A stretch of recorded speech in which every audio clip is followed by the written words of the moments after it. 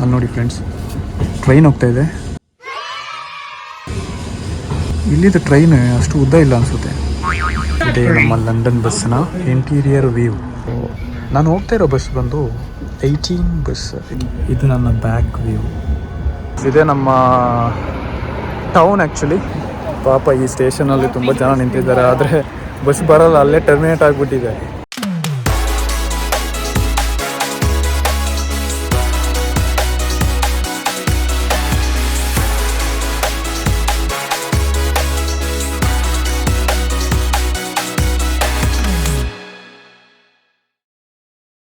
Hello, welcome back to my channel. So ನಾನಿವತ್ತು ಎಲ್ಲಿದ್ದೀನಿ ಅಂದರೆ ಲಂಡನ್ನ ಬಸ್ ಒಳಗಿದ್ದೀನಿ. ಕಾಣುವಾಗ ನಮ್ಮ ಕರ್ನಾಟಕದಲ್ಲಿರುವ KSRTC ಕೆಂಪು ಬಸ್ ಥರನೇ ಇರುತ್ತೆ ಸ್ವಲ್ಪ ನೋಡಲಿಕ್ಕೆ ಈ ಲಂಡನ್ ಬಸ್ ಕೂಡ. ಲಂಡನ್ ಬಸ್ ನಾನು ಆ್ಯಕ್ಚುಲಿ ನಂಬರ್ 18 ಅನ್ನೋ ಬಸ್ಸಲ್ಲಿ ನಾನು ರೆಗ್ಯುಲರಾಗಿ ನಾನು ಕೆಲಸ ಬಿಟ್ಬಿಟ್ಟು ನಾನು ಹೋಗುವ ಅದೇ ರೂಟಲ್ಲಿ ನಾನು ಹೋಗ್ತಾ ಇರ್ತೀನಿ, ಇದೇ ಬಸ್ಸಲ್ಲಿ. ಸೊ ನನಗೆ ಒಂದು ತುಂಬ ವರ್ಷದ ಡ್ರೀಮ್. ಓಕೆ, ಲಂಡನ್ ಬಸ್ಸಲ್ಲಿ ನಾವು ಆ್ಯಕ್ಚುಲಿ TV ಯಲ್ಲಿ, ಯೂಟ್ಯೂಬಲ್ಲಿ ಅಲ್ಲಿ ಇಲ್ಲೆಲ್ಲ ನೋಡಿರ್ತೀವಿ. ಬಟ್ ನಿಜ ಲೈಫಲ್ಲಿ ನಾವು ಲಂಡನ್ ಬಸ್ಸಲ್ಲಿ ಹತ್ತಿಲ್ಲ. ಡಬಲ್ ಡೆಕ್ಕರ್ ಬಸ್ ಅಂದರೆ ಒಂದು ಮಾಡಿ ಮೇಲೆಗೆ ಸ್ಟೆಪ್ ಹತ್ತಿ ಮೇಲೆ ಕೂರ್ಬೋದು. ಸೊ ಆ ರೀತಿ ಎಲ್ಲ ಕೂರಲಿಕ್ಕೆ ಒಂದು ಆಸೆ. ಓಕೆ, ಲಂಡನ್ ಬಸ್ಸಲ್ಲಿ ನಾವು ಮೇಲೆ ಹೋಗಿ ಕೂರ್ಬೋದು ಅಂತ ಹೇಳ್ಕೊಂಡು ಒಂದೆಲ್ಲ ಆಸೆ ಇತ್ತು, ಕ್ರೇಜಿ ಆಸೆ. ಸೊ ಹಾಗೆ ಇವತ್ತು ನಾನು 3 ವರ್ಷದಿಂದ ಇದೇ ಲಂಡನ್ ಬಸ್ಸಲ್ಲಿ ಟ್ರಾವೆಲ್ ಮಾಡ್ತಾಯಿದ್ದೀನಿ. ಸೊ ನಾನು ಆ್ಯಕ್ಚುಲಿ ಲಂಡನ್ ಬಸ್ ತೋರಿಸ್ತೀನಿ ಹೇಗಿರುತ್ತೆ ಅಂತ, ಒಳಗೆ ಜಸ್ಟ್ ಇಂಟೀರಿಯರ್. ಇದೇ ನಮ್ಮ ಲಂಡನ್ ಬಸ್ನ ಇಂಟೀರಿಯರ್ ವ್ಯೂ. ಓಕೆ, ನಿನ್ನೆ ನಾವು ಹೋಮ್ ಟೂರ್ ಮಾಡಿದ್ದು, ಇವಾಗ ನಾವು ಬಸ್ ಟೂರ್ ಮಾಡ್ತಾಯಿದ್ದೀವಿ. ಸೊ ಬಸ್ ಟೂರ್ ನಮಗೆ ಕಂಪ್ಲೀಟಾಗಿ ಮಾಡೋಕ್ಕಾಗಲ್ಲ, ಅದಕ್ಕೆ ನಾನು ಜಸ್ಟ್ ನಿಮಗೆ ಹೈಲೈಟ್ಸ್ ಮಾತ್ರ ತೋರಿಸ್ತಾ ಇದ್ದೀನಿ. ಓಕೆ, ಬಸ್ಸಲ್ಲಿ ಇವತ್ತು ಅಷ್ಟು ರಶ್ ಇಲ್ಲ, ಜನರು ಸ್ವಲ್ಪ ಕಡಿಮೆ ಇದ್ದಾರೆ. ಸೊ ಈ ಬಸ್ ಅಲ್ಲಿ ನಿಮಗೆ ಮುಂದೆಗಡೆ ನೋಡಿದ್ರೆ ನನ್ನ ಪ್ಲೇಸಸ್, ನಾನು ಯಾವ ಸ್ಟೇಷನಲ್ಲಿ ಇಳಿಬೇಕು ಅನ್ನೋದು ಇಲ್ಲಿ ತೋರಿಸುತ್ತೆ. ನೆಕ್ಸ್ಟ್ ಸ್ಟಾಪ್ ಬಂದು ಸೆಂಟ್ ಮೇರೀಸ್ ಸಿಮೆಟ್ರಿ ಅಲ್ಲಿ ಸ್ಟಾಪ್ ಆಗುತ್ತೆ. ಸೊ ಹಾಗೆ ನನ್ನ ಮನೆಗೆ ರೀಚ್ ಆಗಬೇಕಂದ್ರೆ ಒಂದು 15 to 20 ಸ್ಟಾಪ್ಸ್ಗಳು ನಾವು ಹೋಗಬೇಕು. ಸೊ ಆಗ ನನ್ನ ಮನೆ ರೀಚ್ ಆಗುತ್ತೆ. 15 to 20 ಸ್ಟಾಪ್ಸ್ ಅಂದರೆ ಅಷ್ಟು ದೂರ ಇಲ್ಲ, ಒಂದು 150 ಮೀಟರ್ಸ್ ಒಳಗಡೆ ಒಂದೊಂದು ಸ್ಟಾಪ್ ಅಂತ ಇರುತ್ತೆ. ಓಕೆ, ಸೊ ನಾನು ಹೋಗ್ತಾ ಇರೋ ಬಸ್ ಬಂದು 18 ಬಸ್. ಇದು ಆ್ಯಕ್ಚುಲಿ ಲಂಡನ್ನಿಂದ ನಾವಿರುವ ವೆಂಬ್ಲಿ ಅನ್ನೋ ಪ್ಲೇಸಲ್ಲಿ ನಾನಿರೋದು. ಸೊ ಅಲ್ಲಿಂದ ಆ್ಯಕ್ಚುಲಿ ಲಂಡನ್ ಯೂಸ್ಟನ್ ಅನ್ನೋ ಕಡೆಗೆ ಈ ಬಸ್ ಹೋಗುತ್ತೆ. ಈ ಬಸ್ಸಲ್ಲಿ ಕ್ಯಾಮರಾಸ್ಗಳಿರುತ್ತೆ, ಎಲ್ಲ ಕಡೆ ಕ್ಯಾಮರಾ ಇದೆ. ನಿಮಗೆ ಇಲ್ಲಿ ಒಂದು 2 ಕ್ಯಾಮರಾ ಕಾಣ್ತಿದೆ, ಆ ಕಡೆ ಒಂದು ಕ್ಯಾಮರಾ ಕಾಣ್ತಿದೆ. ಸೊ ಎಲ್ಲ ಕಡೆ ಒಂದೊಂದು ಕ್ಯಾಮರಾಸ್ ಇದೆ, ಎಲ್ಲನೂ ವಾಚ್ ಮಾಡ್ತಾ ಇರ್ತಾರೆ. ಇದು ನನ್ನ ಬ್ಯಾಕ್ ವ್ಯೂ. ಆದರೆ ಇವತ್ತು ಬಸ್ಸು ಸ್ವಲ್ಪ ಎಂಟಿ ಇದೆ, ಅಷ್ಟು ಜನ ಇಲ್ಲ, ಸ್ವಲ್ಪ ರಶ್ ಸ್ವಲ್ಪ ಕಡಿಮೆ ಇದೆ ಬಸ್ಸಲ್ಲಿ. ಸೊ ಹಾಗಾಗಿ ಸ್ವಲ್ಪ ಫ್ರೀ ಆಗಿದೆ. ಇಲ್ಲದ್ರೆ ನಾರ್ಮಲಾಗಿ ಹೆಂಗಿರುತ್ತೆ ಅಂತ ಹೇಳಿದ್ರೆ ಬಸ್ಸು ಗುಜು ಒಳ್ಳೆ ಹನಿ ಬೀಸ್ ಎಲ್ಲ ಜೇನುಗೂಡು ಕಟ್ಟೋ ಥರ ಇರುತ್ತೆ. ಯಾಕಂದರೆ ಈ ಸ್ಕೂಲ್ ಬಿಡೋ ಟೈಮಲ್ಲೆಲ್ಲ ಮಕ್ಕಳೆಲ್ಲ ಭಯಂಕರ ಸದ್ದು. ಒಬ್ಬ ಇಲ್ಲಿ ಬ್ಯಾಕಲ್ಲಿ ಜಂಪ್ ಮಾಡಿ ಇರ್ತಾನೆ, ಇಲ್ಲಿ ಕೆಳಗಡೆ ಸೀಟ್ ಕೆಳಗಡೆ ಒಬ್ಬ ಇರ್ತಾನೆ, ಫುಲ್ಲು ಫೈಟಿಂಗ್ ಆಡ್ತಾ ಇರ್ತಾರೆ ಇಲ್ಲಿ. ನಾನು ಅಂದ್ಕೊಳ್ತೀನಿ ಸಮ್ಟೈಮ್ಸ್ ಈ ಸ್ಕೂಲ್ ಮಕ್ಕಳು ನಮ್ಮಲ್ಲೆಲ್ಲ ಈ ಮಕ್ಕಳೆಲ್ಲ ಈ ಬಸ್ಸಲ್ಲಿ ಹತ್ತಿದಾಗ ಡೀಸೆಂಟಾಗಿ ಕೂರ್ತಾರೆ ಕೆಲವರು, ಅಷ್ಟೊಂದು ರ್ಯಾಶಾಗಿ ಏನು ಬಿಹೇವ್ ಮಾಡಲ್ಲ. ಬಟ್ ಇಲ್ಲಿ ಹೇಗೆ ಅಂತ ಹೇಳಿದ್ರೆ ಮಕ್ಕಳದು ಹತ್ತಿದ್ರೆ ಸಾಕು, ಅವ್ರದ್ದೇ ಸದ್ದು, ಬೇರೆ ಯಾರು ಸದ್ದು ಕೇಳಿಸಲ್ಲ. ಒಬ್ಬರು ಅವತ್ತೊಬ್ಬ ಏನು ಮಾಡ್ತಿದ್ದ ಅಂತ ಹೇಳಿದ್ರೆ ಬಸ್ ಹತ್ಕೊಂಡು ಒಬ್ಬರು ಕೂತಿದ್ರು, ಮಾತಾಡ್ತಾ ನಾರ್ಮಲ್ ಕನ್ವರ್ಸೇಷನ್ ಆಗ್ತಾಯಿತ್ತು. ಫೈನಲಿ ಏನಾಗುತ್ತೆ ಅಂದರೆ ಏನಾಯಿತು ಅಂತಂದರೆ ಅದು ಫೈಟಿಂಗಲ್ಲಿ ಆಗಿಬಿಡುತ್ತೆ. ಲಾಸ್ಟಿಗೆ ಡ್ರೈವರೆಲ್ಲ ಬಂದ್ಬಿಟ್ಟು ಅವ್ರನ್ನ ತಡಿಬೇಕಾಗಿತ್ತು, ಅಂಥ ಸಿಚುವೇಶನಲ್ಲಿ ಆಗುತ್ತೆ ಇಲ್ಲಿ. ಸೊ ಅವ್ರ ಮೇಲೆ ಆ್ಯಕ್ಚುಲಿ ಆ್ಯಕ್ಷನ್ ಕೂಡ ಏನೂ ತೆಗಿಲಿಕ್ಕೆ ಆಗಲ್ಲ, ಯಾಕಂದರೆ ಮಕ್ಕಳಿಗೆ ಒಳ್ಳೆ ಅಂದರೆ ಮಕ್ಕಳಿಗೆ ಒಂದು ರೈಟ್ಸ್ ಇದೆ, ಇಲ್ಲಿ ಫ್ರೀಡಮ್ ಇದೆ. ಅವ್ರ ಮೇಲೆ ಎಗೇನ್ಸ್ಟ್ ಆಗಿ ಹೋದರೆ ನಮಗೆ ಆಪು ಬೀಳುತ್ತೆ. ಸೊ ಅವ್ರ ಹತ್ರ ಜಾಸ್ತಿ ಮಾತಾಡೋಕ್ಕಾಗಲ್ಲ. ನೋಡಿ ಫ್ರೆಂಡ್ಸ್, ಇದೇ ಒಂದೊಂದು ಸ್ಟೇಷನ್ ಅಂತ. ಸೊ ಈ ಸ್ಟೇಷನ್ ಬಂದಾಗ 100 to 150 ಮೀಟರ್ಸಲ್ಲಿ ಒಂದೊಂದು ಸ್ಟೇಷನ್ ಇರುತ್ತೆ. ಸೊ ನೆಕ್ಸ್ಟ್ ಬಸ್ ಎಲ್ಲಿ ಸ್ಟಾಪ್ ಆಗೋದಂತ ನೋಡುವ. ಬಸ್ ಸ್ಟಾಪಿಂಗ್ ಅಂತ ಹಾಕಿದ್ದಾರೆ. ಸೊ ಇದನ್ನು ನೋಡಿಕೊಂಡು ನಾವು ನಮ್ಮ ಮನೆಯ ಡೆಸ್ಟಿನೇಷನ್ ನಾವು ರೀಚ್ ಆಗ್ಬೋದು. ಸೊ ನಾವು ಯಾವಾಗ ನಮ್ಮ ಈಗ ರೋಟೆಸ್ಲಿ ರೋಡ್ ಅಂತ ಇದೆ, ಸೊ ಅಲ್ಲಿ ನಾವು ಈಗ ಸ್ಟಾಪ್ ಕೊಡಬೇಕು, ನಾನು ಹಿಡಿಬೇಕು ಅಂದರೆ ಏನಿಲ್ಲ, ಜಸ್ಟ್ ನಾವು ಕಂಡಕ್ಟರ್ ಹತ್ರ ಹೋಗಿ ಹೇಳಬೇಕು ಅಂತಿಲ್ಲ. ಇಲ್ಲಿ ನೋಡಿ ಮುಂದ್ಗಡೆ ಆ್ಯಕ್ಚುಲಿ ಇಲ್ಲಿ ಒಂದು ಬಟನ್ ಇದೆ ಸ್ಟಾಪ್ ಅಂತ, ಏನಿಲ್ಲ ಜಸ್ಟ್ ಸ್ಟಾಪ್ ಅಂತ ಪ್ರೆಸ್ ಮಾಡಿದ್ರೆ ಸಾಕು. ಇವಾಗ ನಿಮಗೊಂದು ಟನ್ ಒಂದು ಸೌಂಡ್ ಕೇಳಿಸಿರ್ಬೇಕು. ಸೊ ಇದು ಯಾರೋ ಒಬ್ಬರು ಬಸ್ಸಲ್ಲಿ ಪ್ರೆಸ್ ಮಾಡಿದ್ದಾರೆ, ಸೊ ಅವ್ರು ಸ್ಟಾಪ್ ಬಂದಿದ್ದಕ್ಕೆ. ಆವಾಗ ಈ ಬಸ್ ಅಲ್ಲೇ ಹೋಗಿ ನಿಲ್ಲಿಸುತ್ತೆ, ಕರೆಕ್ಟಾಗಿ ಸ್ಟಾಪಿಗೆ ಹೋಗಿ ನಿಲ್ಲಿಸುತ್ತೆ. ಸೊ ಹಾಗೆ ನನ್ನ ಸ್ಟಾಪ್ ಬಂದಾಗ ನಾನು ಇದನ್ನು ಜಸ್ಟ್ ಹಾಕೊಂಡು ಪ್ರೆಸ್ ಮಾಡ್ತೀನಿ, ಸೊ ಅಲ್ಲಿ ಹೋಗಿ ನಿಲ್ಲಿಸುತ್ತೆ. ಓಕೆ, ಮತ್ತು ಈ ಬಸ್ಸಲ್ಲಿ ಏನು ಕೊಟ್ಟಿದ್ದಾರೆ ಅಂತ ಹೇಳಿದ್ರೆ ಒಂದು USB ಕೊಟ್ಟಿದ್ದಾರೆ ನಮಗೆ ಹೋಗೋಕ್ಕೆ ಚಾರ್ಜ್ ಮಾಡ್ಕೊಂಡು ಹೋಗಲಿಕ್ಕೆ.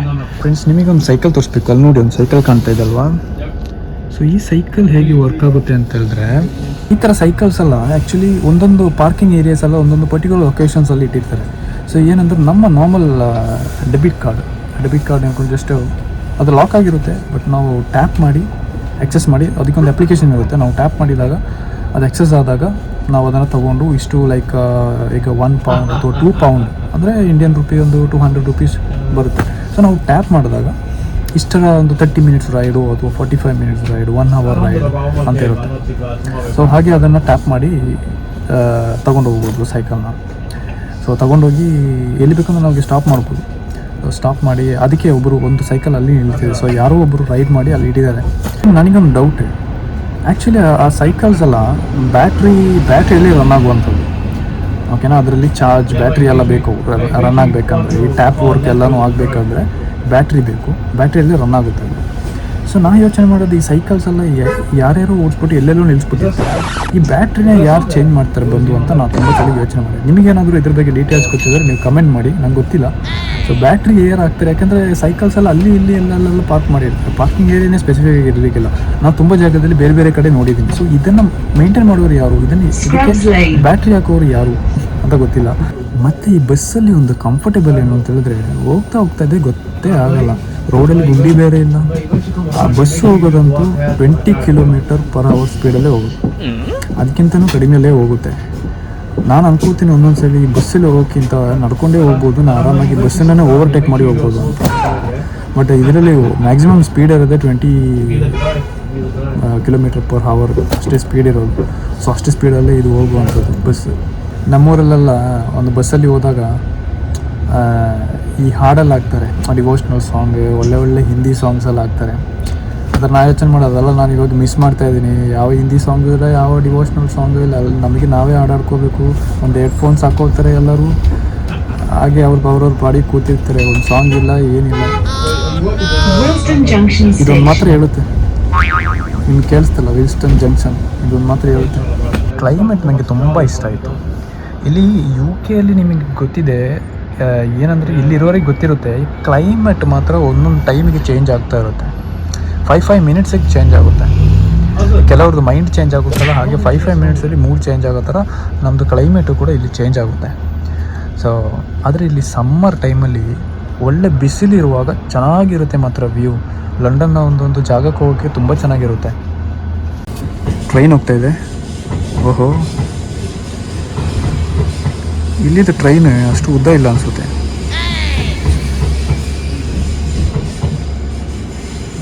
ಆ್ಯಕ್ಚುಲಿ ಇವಾಗ ಟೈಮ್ ಎಷ್ಟು ಗೊತ್ತಾ? ಟೈಮ್ ಇವಾಗ 7ಗೆ 10 ಮಿನಿಟ್ಸ್ ಇದೆ. ಬಟ್ ಸ್ಟಿಲ್ ಇವಾಗ ಎಷ್ಟು ಬಿಸಿಲಿದೆ ಅಂದರೆ, ಇದು ಒಳ್ಳೆ ನೋಡಾಗ ಲೈಕ್ ಒಂದು 3 ಗಂಟೆ 4 ಗಂಟೆ 2.5-3 ಗಂಟೆ ಆ ಟೈಮಲ್ಲಿ ಇದೆ. ಆಫ್ಟರ್ನೂನ್ ಟೈಮಲ್ಲಿ ಇದೆ ಇವಾಗ. ನಮಗೆ ಫೀಲ್ ಆಗುತ್ತೆ ಆಗ್ತಿರೋ, ಬಟ್ ಆ್ಯಕ್ಚುಲಿ ಇದು 7 o'clock ಇವಾಗ. ಸೊ ಇನ್ನೂ ಸನ್ ಶೈನ್ ಆಗ್ತಾ ಇದೆ, ಸನ್ಸೆಟ್ ಆಗಲಿಕ್ಕೆ ಹೋಗ್ತಾ ಇದೆ. ಯಾಕಂದರೆ ಇವಾಗ ರೀಸೆಂಟಾಗಿ ಮೊನ್ನೆ ಮಾರ್ಚ್ 29ಗೆ ಟೈಮ್ ಚೇಂಜ್ ಆಗಿದೆ. 29th ಸಂಡೇ ಬರುತ್ತೆ, ನೈಟ್ 2 o'clock ಸಮಥಿಂಗ್. ನಾವು 1 hour ಫಾರ್ವರ್ಡ್ ಹೋಗಿದ್ದೀವಿ. ಸೊ ನಾವು ಆ್ಯಕ್ಚುಲಿ ನಮ್ಮ ಸಮ್ಮರ್ ಟೈಮ್ನ ನಾವು ಈ ಡೇ ಲೈಟ್ ಸೇವಿಂಗ್ಸ್ ಅಂತಾರೆ ಅದಕ್ಕೆ. ಸೊ ನಮ್ಮ ಡೇ ಲೈಟ್ ಬೆಳಿಗ್ಗೆ ಬೇಗ ಮಾರ್ನಿಂಗ್ ಆಗಿಬಿಡುತ್ತೆ. 4:30-5 o'clock ಆ ಟೈಮಲ್ಲೆಲ್ಲ ನಮಗೆ ಬೆಳಕು ಬಂದಿರುತ್ತೆ ಆ ಟೈಮಲ್ಲಿ. ಸೊ ಅದನ್ನು ಸೇವ್ ಮಾಡಲಿಕ್ಕೋಸ್ಕರ ನಾವು 1 hour ಫಾರ್ವರ್ಡ್ ಮಾಡ್ತೀವಿ. 6 ಮಂತಿಗೆ ಒಂದ್ಸರಿ ನಾವು ಬ್ಯಾಕ್ವರ್ಡ್ ಹೋಗ್ತೀವಿ. ಸೊ ಆ ರೀತಿ ಇವಾಗ ನಮಗೂ ಮತ್ತು ಇಂಡಿಯಾಗೂ ಇರುವ, ನಮ್ಮ ಊರಿಗೂ ಇರುವ ಟೈಮ್ ಡಿಫ್ರೆನ್ಸ್ ಅಂದರೆ 4.5 hours. ನೀವು ಮುಂದೆ ಇದ್ದೀರಾ, 4.5 hours ಮುಂದೆ ಇದ್ದೀರಾ ಇವಾಗ. ನನಗಿವಾಗ ಇಲ್ಲಿ ಈಗ ನಾನು ವೀಡಿಯೋ ಮಾಡ್ತಿರೋ ಟೈಮ್ ಒಂದು 7 o'clock. ಸೊ ನಿಮ್ಮೂರಲ್ಲಿ ಆ್ಯಕ್ಚುಲಿ 7 ಆಗಿದ್ದರೆ ಅಲ್ಲಿ ಇವಾಗ ಆ್ಯಕ್ಚುಲಿ ಒಂದು 11:30 ಸಮಥಿಂಗ್ ಅರೌಂಡ್ ಹಾಗೆ ಆಗಿರುತ್ತೆ ಟೈಮ್. ನಮ್ಮೂರಲ್ಲೆಲ್ಲ ಗಾಡಿ ಓಡಿಸುವಾಗ ಮುಂದುಗಡೆ ವೆಹಿಕಲ್ಸ್ ಇದ್ದರೆ ನಾವು ಹಿಂದೆಯಿಂದ ಹಾರ್ನ್ ಹೊಡಿತೀವಿ. ಮುಂದುಗಡೆ ಇರೋ ವೆಹಿಕಲ್ಸ್ ಸ್ವಲ್ಪ ಫಾಸ್ಟಾಗಿ ಹೋಗಲಿ ಅಂತ, ಬೇಗ ಹೋಗಲಿ ಅಂತ ಹಾರ್ನ್ ಹೊಡಿತೀವಿ. ಅದು ಜಂಕ್ಷನ್ ಎಲ್ಲ ಹಾರ್ನ್ ಹೊಡಿತಾನೆ ಇರ್ತೀವಿ. ನಮ್ಮ ಟೌನಲ್ಲೆಲ್ಲ ನಾರ್ಮಲಾಗಿ ಬರೀ ಹಾರ್ನ್ ಸೌಂಡೇ ಕೇಳಿಸೋದು, ಬೇರೆ ಏನು ಕೇಳಿಸಲ್ಲ. ಜಾಸ್ತಿ ಟೌನ್ ಕಡೆ ಹೋದರೆ ಪಿ ಪಿ ಪಾ ಪಾ ಪಿ ಪಿ ಅದೇ ಕೇಳಿಸೋದು ನಮಗೆ. ಅದು ಇಲ್ಲಿ ಹೆಂಗೆ ಅಂತ ಹೇಳಿದ್ರೆ, ನಿಮಗೆ ಇಷ್ಟು ಹೊತ್ತಾಯಿತು ವೀಡಿಯೋದಲ್ಲಿ ಯಾವುದೇ ಒಂದು ಹಾರ್ನ್ ಶಬ್ದ ಕೇಳಿಸಿರೋಕ್ಕಿಲ್ಲ. ಇಲ್ಲಿ ಹಾರ್ನ್ ಹೊಡಿಯೋದಂದ್ರೆ ಒಫೆನ್ಸ್ ಆ್ಯಕ್ಚುಲಿ. ಹಾರ್ನ್ ಹೊಡಿಯೋಂಗೆ ಇಲ್ಲ. ಅದು ಇನ್ನೂ ಎಮರ್ಜೆನ್ಸಿ ಕೇಸಸಲ್ಲಿ ಮಾತ್ರ ಹೊಡಿಬೋದು. ಒಂದ್ಸಲಿ ಹಾರ್ನ್ ನೋಡಿದ್ರೆ ಎಲ್ಲ ತಿರುಗಿ ನೋಡ್ತಾರೆ, ಏನೋ ಆಗ್ಬಿಡ್ತು ಅಂತ ಹೇಳ್ಬಿಟ್ಟು. ನಮ್ಮಲ್ಲಿ 1000 ಹಾರ್ನ್ ಬರುತ್ತೆ, ಯಾವನೇ ತಿರುಗಿ ನೋಡೋದು. ಬಟ್ ಅಲ್ಲಿದು ಕಾಮನ್ ಆಗುತ್ತೆ, ಅಲ್ಲಿದ್ದು ಹಾರ್ನ್ ವ್ಯವಸ್ಥೆ ಬೇರೆ ಥರ ಇದೆ. ಬಟ್ ಇಲ್ಲಿ ಹಾರ್ನ್ ನೋಡಿದ್ರೆ ಅದು ಅಫೆನ್ಸ್, ಹಾರ್ನ್ ಹೊಡಿಯೋಂಗಿಲ್ಲ. ಸೊ ನಾನು ಬಂದಂಗೆ ನಾನು ಆ್ಯಕ್ಚುಲಿ ನಂಗೆ ಗೊತ್ತಿತ್ತಿಲ್ಲ. ಬಟ್ ನಾನು ಸ್ವಲ್ಪ ದಿವಸ ಅಬ್ಸರ್ವ್ ಮಾಡಿದೆ, ಏನಪ್ಪ ಹಾರ್ನ್ ಇಲ್ಲಿ ಎಷ್ಟು ಡೀಸೆಂಟ್ ಅಷ್ಟು ಪರ್ಫೆಕ್ಟಾಗಿ ಓಡಿಸ್ತಾ ಇದ್ದಾರೆ ಅಂತ. ಬಟ್ ಹಾರ್ನ್ ಹೊಡೆಯೋಂಗಿಲ್ಲ ಆ್ಯಕ್ಚುಲಿ ಇಲ್ಲಿ. ಬಟ್ ಇಲ್ಲಿ ರೂಲ್ಸ್ ಮಾತ್ರ ಪ್ರಾಪರಾಗಿ ಫಾಲೋ ಮಾಡ್ತಾರೆ, ಕರೆಕ್ಟಾಗಿ ರೂಲ್ಸ್ ಮಾತ್ರ ಫಾಲೋ ಮಾಡ್ತಾರೆ. ಸಿಗ್ನಲ್ಸ್ ಝೀಬ್ರಾ ಕ್ರಾಸ್ ನಮ್ಮಲ್ಲೆಲ್ಲ ನೋಡಿದ್ದೀರಾ ಫ್ರೆಂಡ್ಸ್, ಝೀಬ್ರಾ ಕ್ರಾಸ್ ಆ್ಯಕ್ಚುಲಿ ನಮಗೆ ಕ್ರಾಸ್ ಮಾಡಲಿಕ್ಕೆ ಇರೋದು. ಆದರೆ ನಮ್ಮವರಲ್ಲೆಲ್ಲ ನಾವು ಕ್ರಾಸ್ ಮಾಡಿಬಿಟ್ಟು ಗಾಡಿಯಲ್ಲಿ ಹೋಗ್ಬಿಟ್ರೆ ಅವ್ರು ನಮಗೆ ಬೈತಾರೆ, ಏನರ ಕಣ್ಣು ಕಾಣಲ್ವಾ ಅಂತ. ಝೀಬ್ರಾ ಕ್ರಾಸ್ ನೋಡ್ಕೊಂಡು ಓಡಿಸುತ್ತಾನೆ, ನೋಡ್ಕೊಂಡು ಹೋಗುತ್ತಾನೆ ಅಂತ ಹೇಳ್ತಾರೆ. ನಾನು ಸ್ಟೇಷನ್ ತಲುಪಿದಂಗೆ ಹೋಗ್ತೀನಿ, ಸ್ವಲ್ಪ ಐಟಮ್ಸ್ ಪರ್ಚೇಸ್ ಮಾಡಿಕೊಂಡು ಸ್ಟ್ರೈಟ್ ಮನೆಗೆ ಹೋಗ್ತೀನಿ 100 km/h ಸ್ಪೀಡಲ್ಲಿ. ಸೊ ಹೋಗ್ಬಿಟ್ಟು ಚೆನ್ನಾಗಿ ಊಟ ಮಾಡಿಬಿಟ್ಟು ಫ್ಲ್ಯಾಟೇ. ಓಕೆ, ಸೊ ನಾನು ಬಸ್ ಇಳಿದ ಮೇಲೆ ನಿಮ್ಮ ಜೊತೆ ಮಾತಾಡ್ತೀನಿ. ಗೆಸ್ ಮಾಡಿ ಫ್ರೆಂಡ್ಸ್ ಏನಾಯಿತು ಅಂತ. ಬಸ್ಸಲ್ಲಿ ಬರ್ತಾ ಇದ್ದೆ, ಬಸ್ಸು ಸಡನ್ನಾಗಿ ಟರ್ಮಿನೇಟ್ ಆಗಿಬಿಡ್ತು. ಟರ್ಮಿನೇಟ್ ಅಂದರೆ ಮಧ್ಯ ದಾರಿಯಲ್ಲಿ ನಿಲ್ಲಿಸ್ಬಿಡ್ತಾರೆ ಬಸ್, ನೀವು ನಡ್ಕೊಂಡು ಹೋಗಿ, ನೀವು ಎಲ್ಲಾದರೂ ಹೋಗ್ಬಿಡಿ ಅಂತ.